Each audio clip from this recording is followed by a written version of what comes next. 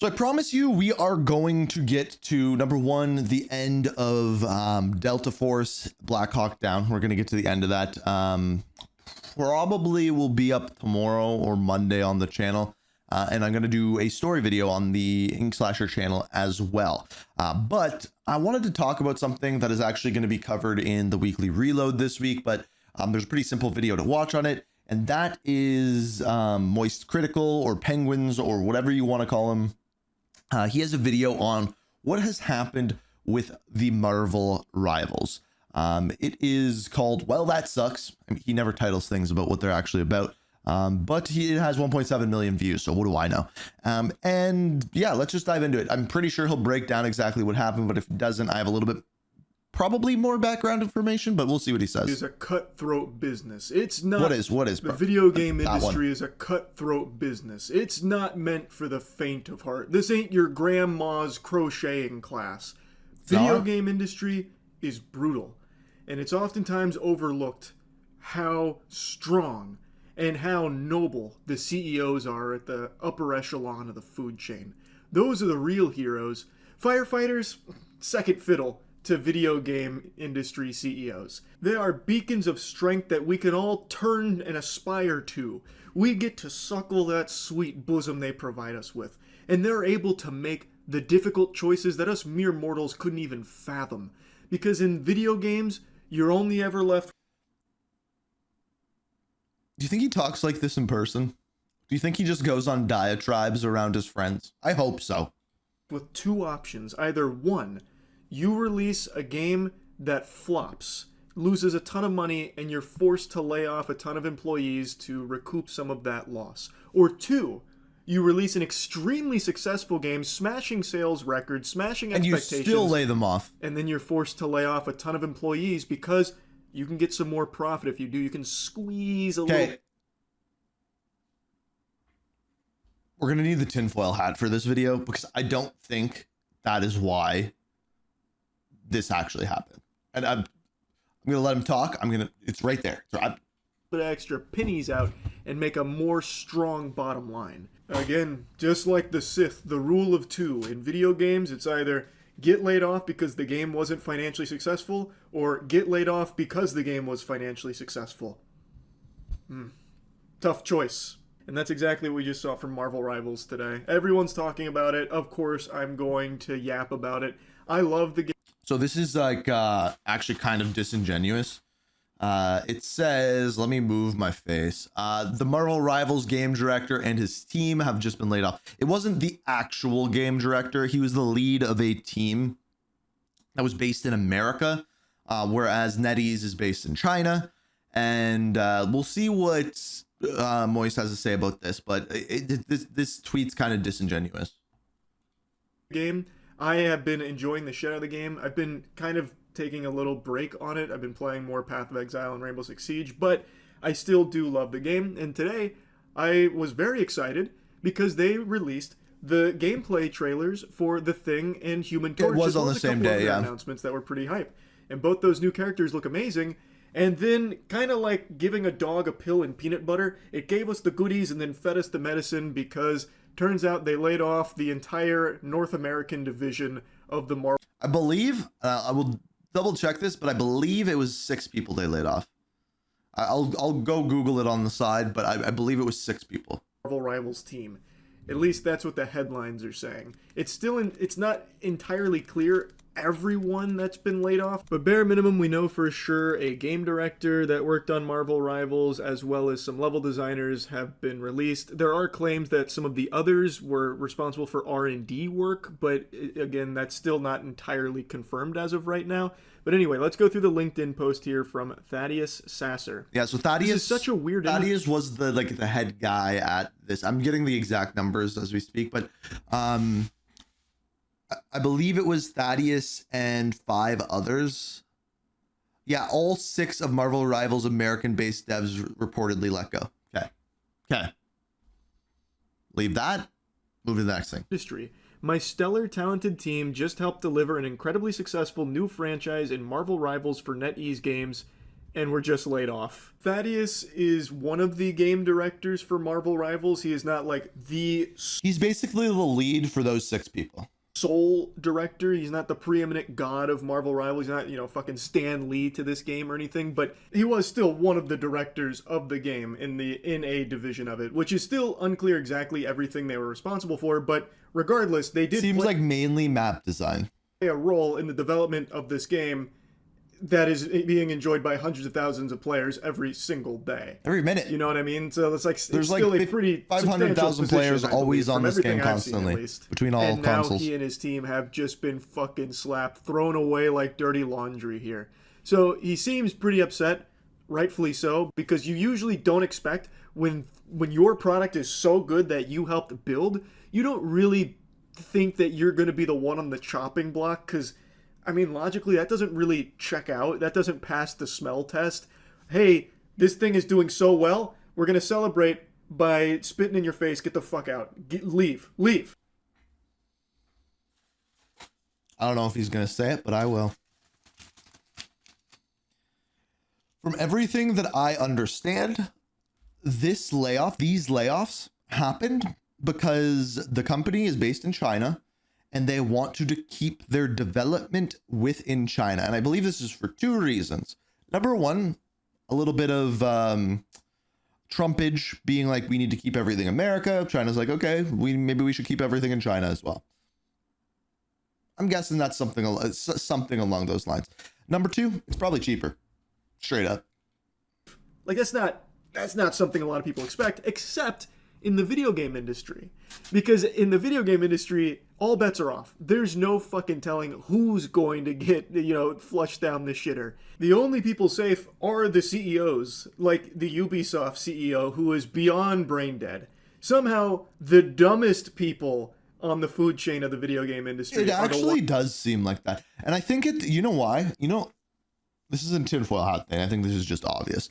I think the actual reason why we think all of these like head CEOs are super dumb is because these head CEOs aren't the CEOs because they like video games or know video games. They are the head CEOs because they're good at business and they can do the business side of things, but they have no idea how to also do the game side of things. So to us, they look like morons, and to the shareholders, they look like geniuses. Ones that get to keep their jobs, not the ones that actually also, build. Probably should good show shit. the screen. It blows my mind, really.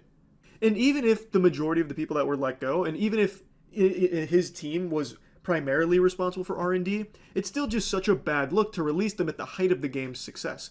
Also, if they were only there for R&D, why were they permanent hires? Maybe I'm a little unfamiliar with the way things work at this level of game development, but typically I feel like if you're just going to have them as temporary workers on your project, they'd be contract workers as opposed to full positions. You know what I mean?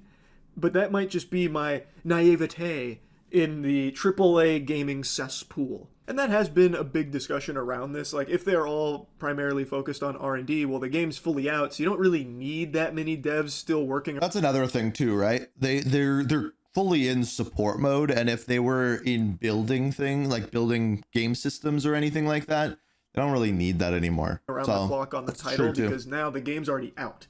You've already built the foundation. Now it's mainly about, developing new characters or new skins, that kind of thing, new maps or even new game modes, but I believe one of the things that they are releasing still is maps, and I think that's what this team is responsible for, so it's a little weird. Some of them that were let go were level designers, so you could still use that expertise. They help design the levels. You're going to need more levels going forward. It can't just stay with the same ones that are in the game right now forever. Who knows, though? Maybe they were level design support, and they feel like they don't need the supporters anymore, so they're going to cut the NA branch off and just do everything in China. It's still a little too early to tell, but the LinkedIn post continues, "Oh well, times are tough all over. Let's find these incredible people new jobs because we all need to eat, right?" And then he name drops someone named Gary McGee, who is a technical designer currently working on level design for Marvel Rivals, assumedly. And then he mentions, "A lot of our time on the project was spent as a sort of R&D branch, coming up with new level design mechanics, gameplay mechanics, and so on," and then mentions Gary was a key part of those efforts. So he does directly say a lot of their efforts was spent on R&D and then lists gameplay mechanics and levels. Two things you're going to still need even past the R&D stage as you release more characters and more maps. But I think this is really one of those things where they're trying to save on costs, where maybe too many cooks in the kitchen. I think my tinfoil hat theory is right. We don't need the North American branch of Marvel Rivals. We'll just do it all in China. So then they cut the team loose. They helped build it. The game is built and it's fucking crushing it. So now let's save a little money in the height of our success by getting rid of the NA branch. Another individual let go today is Jack Burrows, level designer for Marvel Rivals. Hey folks, well, just got laid off from my job working on Marvel Rivals with NetEase. Was an enormous pleasure to work with my American coworkers who joined me in this sad culling. Just couldn't dodge that big boot, I guess, no matter how big the success of the gig.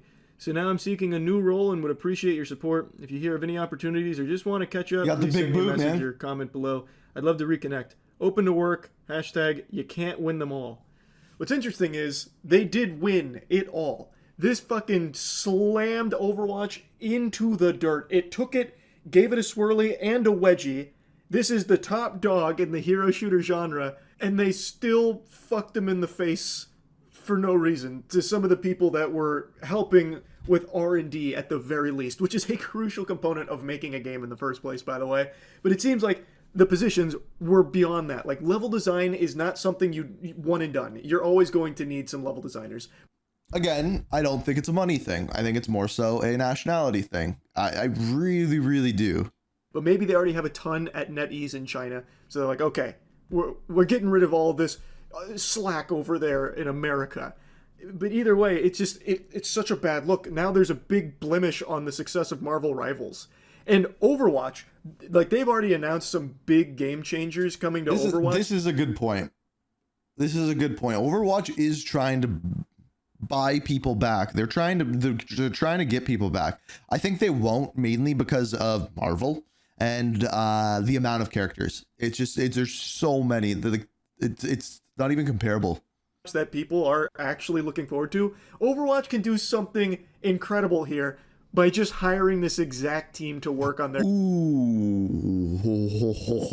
yep game for them. Not only is that a PR fucking grand salami, people would go ballistic for that, but this team did prove that they can do good work.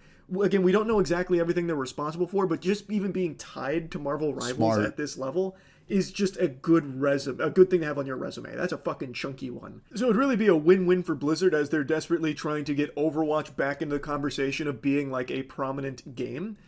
It'd be good PR win because people would like to see some talented game developers get back on their feet here in the industry, like in a genre that they're clearly very good at working in. And it'd also probably just be good for Overwatch in general because, I mean, they worked on Marvel Rivals, and right now that's the bigger, better game. So, to me, it seems like a no-brainer if you're Blizzard. Apparently, the team's not very big either. I've seen reports that it was 6 people, roughly like around 6 people that were laid off. That was the whole NA branch for Marvel Rivals. So it wouldn't even be like an extremely expensive endeavor if Blizzard wanted to hire all of them for Overwatch 2.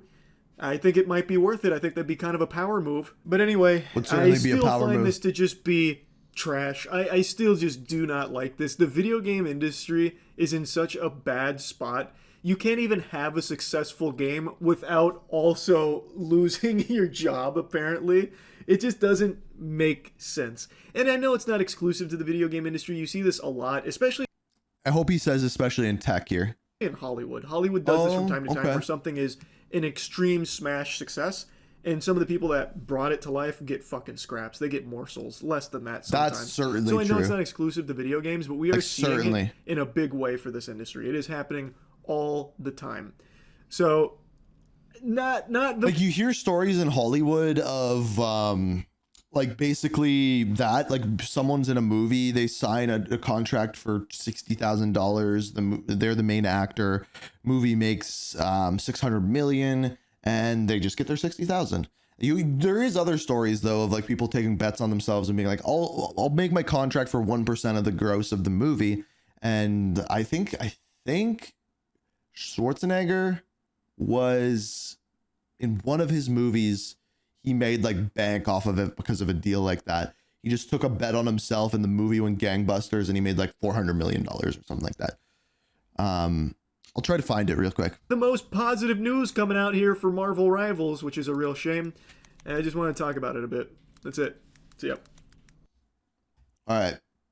The video game. I will find this because I'm actually curious. Arnold movie he made the most off of. No, not the ones that made the most. Oh, man. Okay. Guys, I need your help because I can't find it. I know there is a movie that's like not one of Arnold's biggest movies, but he's like, I want 10% of what this movie makes. And he made like far more off of that. Vin Diesel did it too. I think Vin Diesel did it with Blade, where he made like all of his money off of like these and like way more than he would make off of anything else. There's a couple actors that have done that and just hit home runs. I also could be wrong about Blade. Somebody help me with this. I don't know that much about movies. I know about video games. It sucks that these people were laid off of. And Blizzard, Xbox, he's right. You hire them right now because you're trying to make a comeback. You hire them, you release your update that makes good changes to the game, and you announce that every month you're going to have 2 new characters come out. Okay, we got competition. I don't care. I can't talk.